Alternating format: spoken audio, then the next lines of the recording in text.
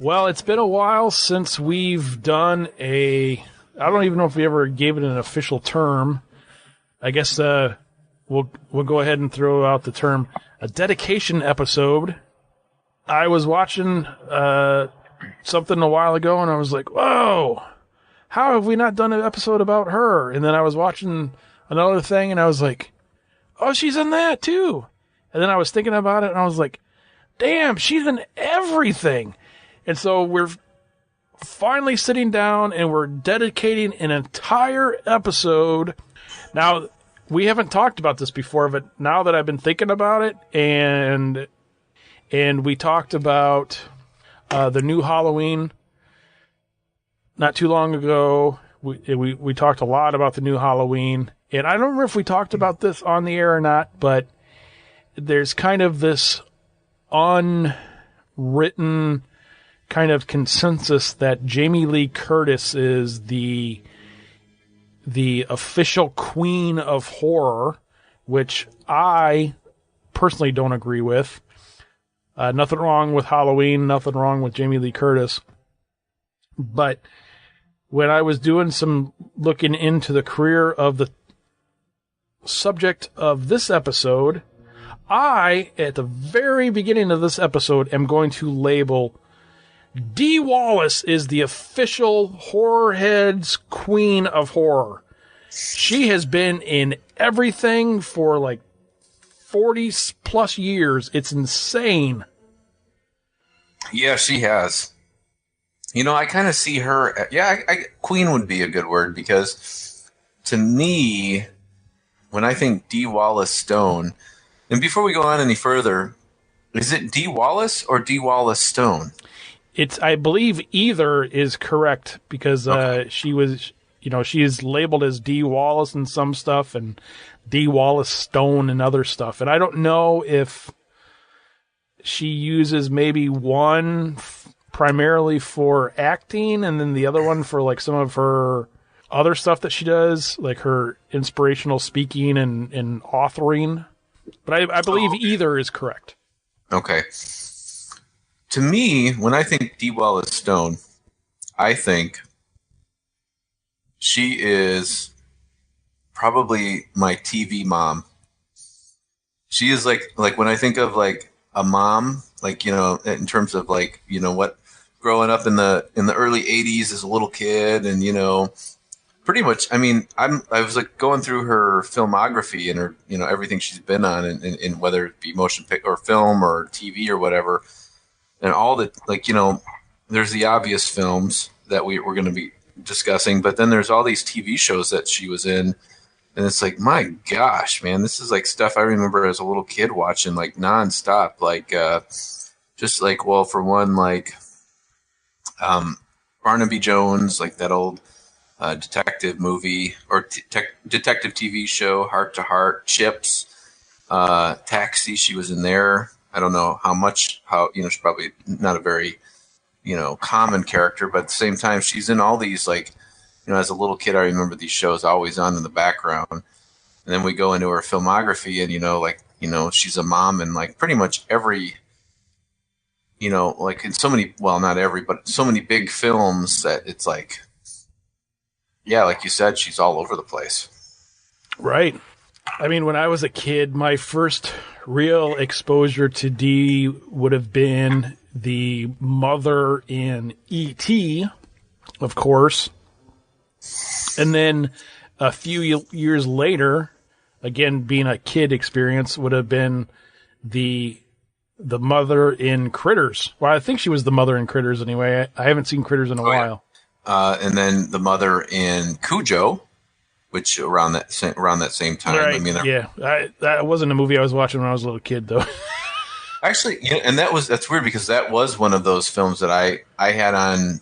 I recorded. I had it on like on my VHS collection, and I remember watching Cujo pretty consistently. I mean, and I even had the book, but I remember trying to read it, but I was too young and I couldn't understand like any of it. It's like, I'll just keep it for the cover. Yeah, the book would have depressed you because the kid dies in the book. Oh, really? He made it in the movie, though. Yeah, and then she's also in Critters. That's a film I've been wanting to go back to and check out for a while. I just haven't had the time. That's on my list of movies I need to go back and revisit because I don't think I've seen Critters since, man. I mean, that long ago. It's not one of those movies that I remember ever going back and like in the late 90s, early 2000s and saying, "Hey, Critters, I haven't seen that in a while." Mm-mm. So it must have been. And then she was also in, and this kind of shocked me and surprised me because she was in The Hills Have Eyes in 1977. Yep. I'm guessing she was the mom in that? Or was she the daughter? No, she wouldn't have been the daughter, but I don't remember what she was in that. She had to have been the mom then, right? Yeah, because she would have been almost 30, so. Shit. Yeah, she probably was the mom. Yeah, she was the mom. She had to have been the mom, yeah. That is so weird. That's like, I don't know, that just seems like, wow, she started doing the mom thing way back then. Yeah, well, you got to remember, too, so like in 77, she would have been 29. So back in those days, that would have been, well, depending on the movie and stuff. But yeah, then, I mean, she wasn't the mom, but this is what I was saying about being the kind of the queen of horror is she's done stuff like The Hills Have Eyes, and then she did The Howling, and then E.T., which isn't a horror movie at all, but I remember it scared the crap out of me when I was a kid. It actually was going to be a horror movie. That was the original intent of Spielberg, and then they changed it, like the script. But then became Cujo and Critters, Popcorn, which is another like kind of a cult horror flick, Alligator 2. Alligator. That's funny that the original Alligator is one of my favorite beer and popcorn films. One of those terrible, cheesy Jaws ripoffs. And Alligator 2, I remember when that came out, I was like, "Oh, that's pretty cool." I remember seeing it in the video stores, and a mutual friend and I got him to rent it, and we went and watched it at his house, and it was absolutely terrible. Yeah, I saw somebody was selling that the other day. I saw that, yeah, on that thing, yeah. Yeah, and I remember thinking like they wanted like way too much money for it. I'll take the original, but not. Yeah, I won't go for that sequel. That was garbage. And you know the other thing too that I'll say about Dee Wallace, and this isn't necessarily a derogatory thing at all, or not necessarily a negative, but it just goes back to the mother type figure, all the way back to even like The Howling and stuff, which is a movie that I wouldn't say it's necessarily on my regular rotation of films. I mean, I can't even say I watch it on a yearly basis or even a bi-yearly basis. Dee Wallace always had that mom look to her, like all the way back to the early 80s. I can't ever say there was ever a time where I was watching a movie that she was in and I was ever thinking like, oh yeah, she's hot, I'd hit that. Yeah, she did have the mom thing going on. And man, like The Howling, that is a great film. I think it seems like one of those sort of underrated films now. I mean, I know it's definitely got a cult following, but like it seems like you don't hear a lot of love for it. I'm thinking because pretty much every single sequel to it was just completely shit. Oh yeah, they were horrible. Yeah, that's probably the reason. But if I remember right, too, they made like a newer sequel to that. Man, when was that? Like 2 or 3 years ago? Like a reboot, right? Yeah, I don't remember. I remember I watched it. And I remember it wasn't very good. Yeah, they did it was like not a remake, but they were basic. It wasn't a sequel, but they called it like The Howling Reborn or something like that. Yeah, something like that. Yeah. And supposedly it was closer to the novel that the original film was based off of. Yeah, I remember because I remember reading the book. I don't know, 10 years ago or something, and watching the movie, and then there's some similarities, but there's a lot that's different. I think we talked about that in the Howling episode too. Yeah, I think we did. Because I think I read the book again, or maybe that was the first time I read the book. I don't remember. Yeah, The Howling is a great werewolf movie. To be honest with you, out of all the werewolf movies, I think that the design of the werewolves and the Howling is the best, even better than an American Werewolf in London. Because I wasn't a big fan of the walking on all fours thing. I kind of like. I always thought the Howling, the way they designed them, was the best. Even better than Twilight. Well, I can't. Yeah, Twilight. My gosh, terrible. I couldn't help it. And Dee Wallace was not in Twilight. But she was in Halloween 2007 with Rob Zombie's Halloween, and she's been in a few of his movies. Like she was in Lords of Salem. Yep. Maybe something else too. Yeah, and she played she played Laurie Strode's mom in Halloween. So there you go. She's the go-to horror mother. I remember when I watched Cujo, whenever it was a couple months ago, and Dee Wallace was in there, and I was like, I think that was the first time I suggested to you, I was like, oh, we got to do an episode about Dee Wallace. And then I watched Halloween, and then I think again, I was like, oh, we got to do an episode about Dee Wallace. And then I watched her most recent movie that's out, which is Death House. I watched that a couple weeks ago, and I was like, dude, we got to do an episode about Dee Wallace. And you were like, fine, we'll do it. But we won't spend too much time talking about Death House. That's not. I don't think we'll be doing an episode on that movie for sure. That's right. Okay. Yeah, she was in that. Everybody was in that one. Well, everybody that used to be a big name in horror was in that, except for Robert Englund wasn't in that. So, what's your favorite Dee Wallace film? If you had to pick one Dee Wallace film and say, okay, I'm going to watch this one. Man, I don't know. That's a hard pick because she's in a lot of really good ones. Cujo is a great movie. I know she's in one of your favorite Halloween movies. Yeah, the Halloween 2017 is a pretty good movie. I watched that, not too long. What did I say, 2017? Yeah. Oh. Hey, Halloween 2017, 10 times better than Halloween 2018. Man, I don't know. And there's some of these too. Like when I was looking over her filmography, there's a lot of these that I haven't seen in forever. Like, I haven't seen Popcorn in such a long time. The Howling's great. I haven't seen The Hills Have Eyes in I don't know how long, which is kind of funny that I haven't seen that in that long because with as much time as we spent with Michael Berryman. Yeah, we gotta go check that out probably. Yeah. It's hard to say. I mean, E.T. is a great movie. There's just so many good ones. Critters is well, I don't know. Critters, the thing I wonder about Critters being that was one of those movies that we loved when we were kids. But will you love it now? Yeah, I'm not sure if it holds up. I mean, I would assume it does because a lot of those movies do. It's kind of funny though when you watch some of them and you're like, I remember watching Monster Squad because I picked up Monster Squad on VHS earlier this year, and then that holds up. Yeah, but there's a couple things in there where you're like, man, they got away with some stuff in the 80s. Yeah. Right. But there's one of the opening scene where they're picking on the kid Horace, and yeah. They're calling him some derogatory terms, and you're just kind of like, oof, that's kind of rough. That's the 80s for you.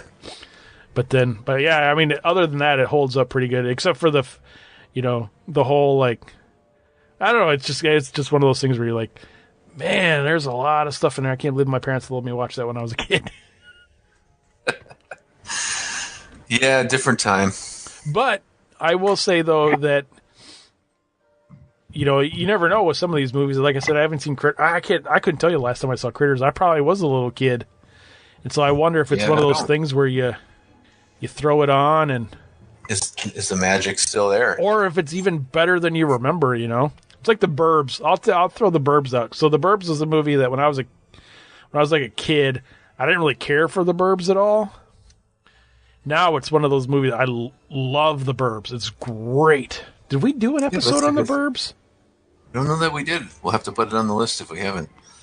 But yeah, to me, I think when I look at her filmography, I'm going to have to probably go with The Howling. I think that's probably my favorite film. That's now in 2018, as you know, where I am, like in terms of which movie would I ever revisit of hers. You know, Cujo was good. Cujo was probably like the movie I saw the most as a kid with her in it. And I don't know why I was so into that movie, but for whatever reason I was. But I think looking at it now, looking back, I'm going to probably have to go with The Howling, just because, you know, I was a big werewolf fan back in the day, as you recall.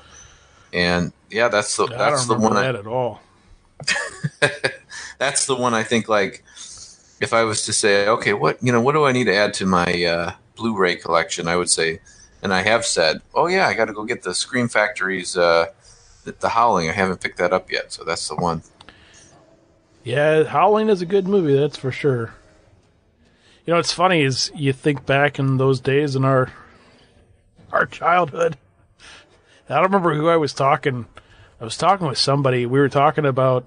I was talking about the show, and then I brought up us, me and you, and I had said something like, "Yeah, we've been friends since like third grade," and they were like, they said something about like, "Oh, you guys must have." I don't remember what it. Something came up like, "Oh, you guys must have had a lot of fun in like your 20s or whatever." I was like, no, not really. We didn't. I said, but man, we did stuff like in 4th and 5th grade that will make some people like. Yeah, we okay, so we were friends from like 3rd, 4th grade up until 7th grade. You left, and then Yep. didn't see you till. Well, I mean, you popped in a couple of times in high school, but then didn't really. We were already in our 30s when we reconnected, weren't we? Halloween 2, whenever that was. Yeah, it was shortly before that because we were talking for a while before that came out. So. Okay, all right, that's right. So it was like late 20s, early 30s. Damn, the time is flying, man. Wow. Because I'm trying to think.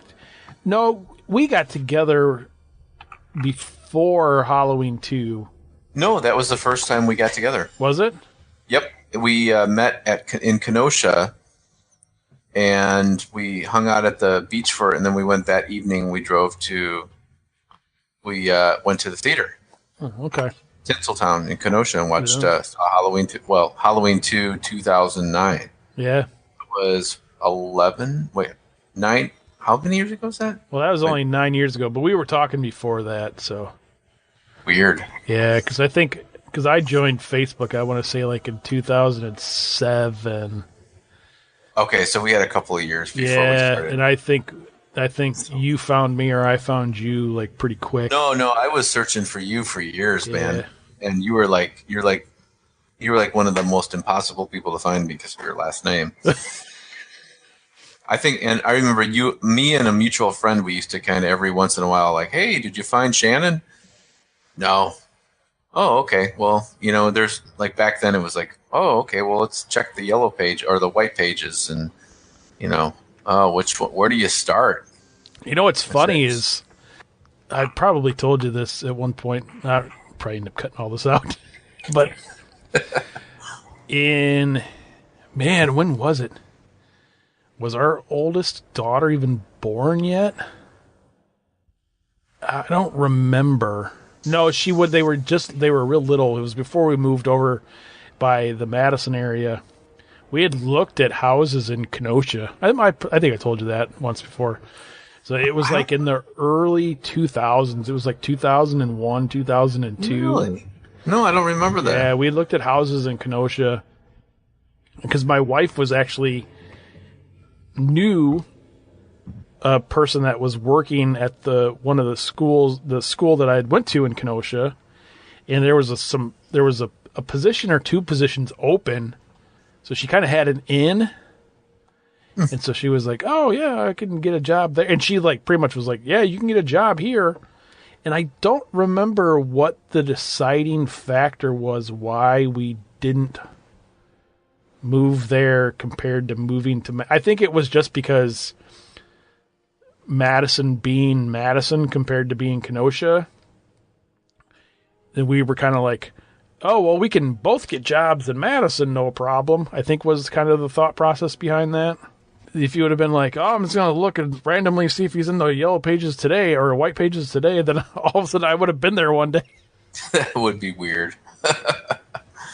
That's funny. Yeah, I remember. Yeah, we looked for you for a long time. Was it MySpace or Facebook? That was Facebook. I never did MySpace. Okay. And I remember the job that I was in at the time, there was a couple of people that were younger than me, not a lot younger than me, but 5 years younger than me. And like Facebook had been going on for a little bit at the time, and something had happened or something was going on, and they were like, oh, well, you know, we were talking about it on Facebook, because it was one of those things where I was like, well, how come you didn't tell me about that? Well, if you would get on Facebook. That's gotcha. why I remember I joined like it was weird because I joined like Facebook because I went to 2 different high schools when I was in high school. And I joined Facebook like whenever it was, like say like on a Monday.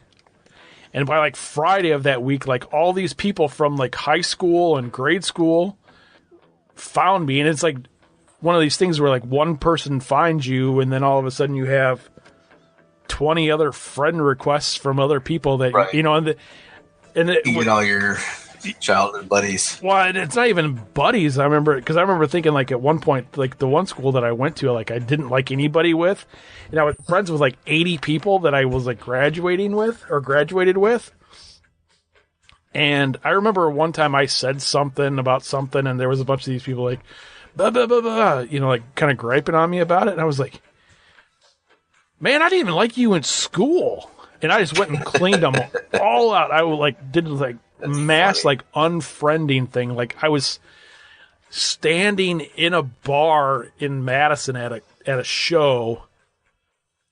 And I remember I said something about something like hipsters or something. And like one of the guys were like, oh yeah, while you're texting from your iPhone, probably wearing white jeans, drinking your PBR, which I would never wore white jeans. I don't know where that came from, but I was just like, screw you, buddy, and just unfriended everybody. That had nothing to do with Dee Wallace. Well, that's all right. That's how we do things. So why don't we wrap Dee Wallace up? I got a quote, okay? All right.